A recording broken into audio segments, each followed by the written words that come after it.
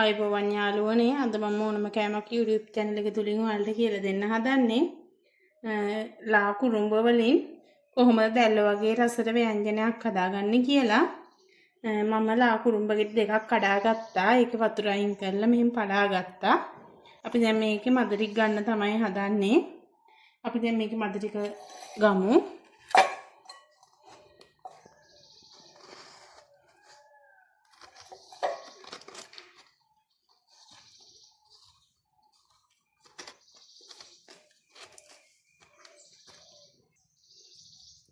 ඔයාලා මෙහෙම කපා ගනිද්දී මේකේ මේ දුඹුරු පාට වගේ කෑලි අයින් කරලා තමයි ගන්න ඕනේ. අපි මේ ටික අයින් කරලා සුද්ධ කරලා මේ ටික ඔක්කොම කපා ගමු.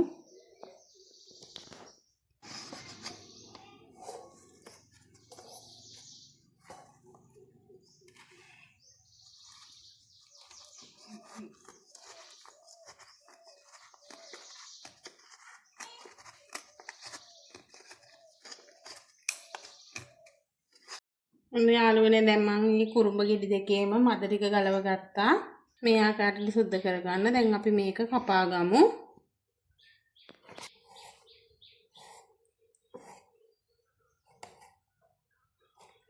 මෙන්න මේ වගේ ප්‍රමාණයට ඔයාලා ඔක්කොම කපා ගන්න.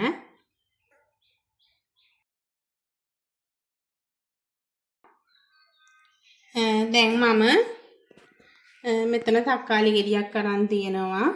කුරුඳු පොතු කෑල්ලක්, කරපිංච, අම්පේ, අවුමිරිස් නම් අවුමිරිස් දාගන්න. මම මෙතන කොච්චි අරන් තියෙනවා. ලුණු අරන් තියෙනවා. ওই ටික තමයි ඕනි කරන්නේ. අපි මේ ටික දාගමු හට්ටියට. දැන් මම මේකට අකුරු ටිකක් එකතු කරගන්නවා.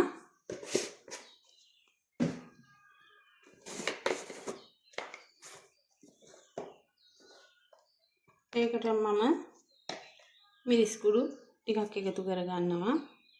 දුරු කුඩු ටිකකුත් දාගන්නවා.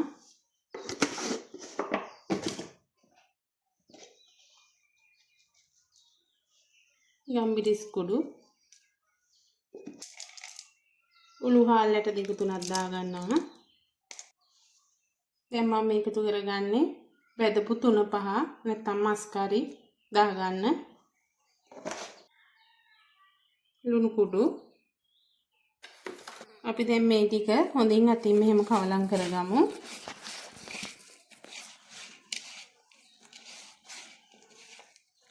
කවලම් කරගෙන අපි කපාගත්ත කුරුම්බ කෑලි ටික මේකට එකතු කරගමු.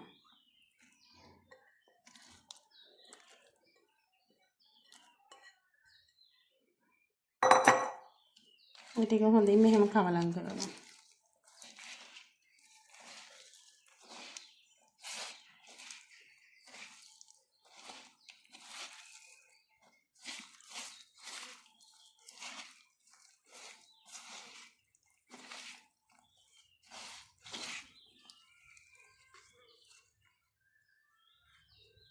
ඔයාලා මේකට පොල් කිරි දාගන්න.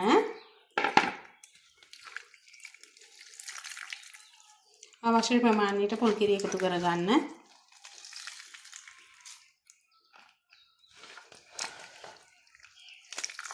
මේකේ දිය කිරි, මිටි කිරි කියලා වෙන් කරන්න ඕනේ නැහැ. එකටම දාගන්න.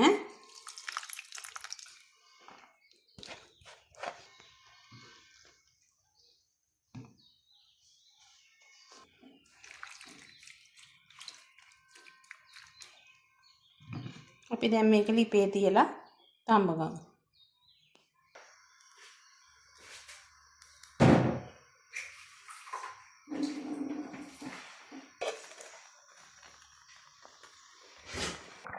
ඔයාලට පේනවා ඇති යාළුවනේ දැන් මේ අපේ ඒ වෑංජනේ ටිකක් හරි ගිහිල්ලා තියෙනවා. අපි මේක තව ටිකක් හිඳව ගමු.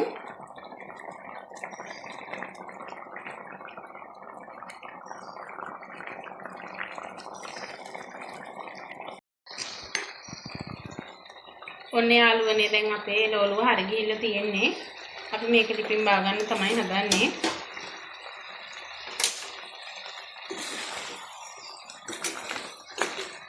අපි දැන් මේකට තෙල් ටිකක් කරලා ටෙම්පරාදු කරලා ගමු.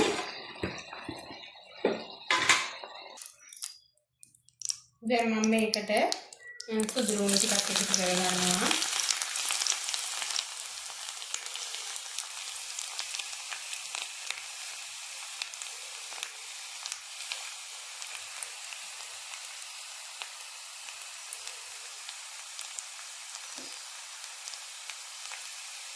සුදු ලුණු ටික බැදෙනවත් එක්කම මේ විදිහට විස්තරවල ටික කපලා එකතු කරගන්නවා.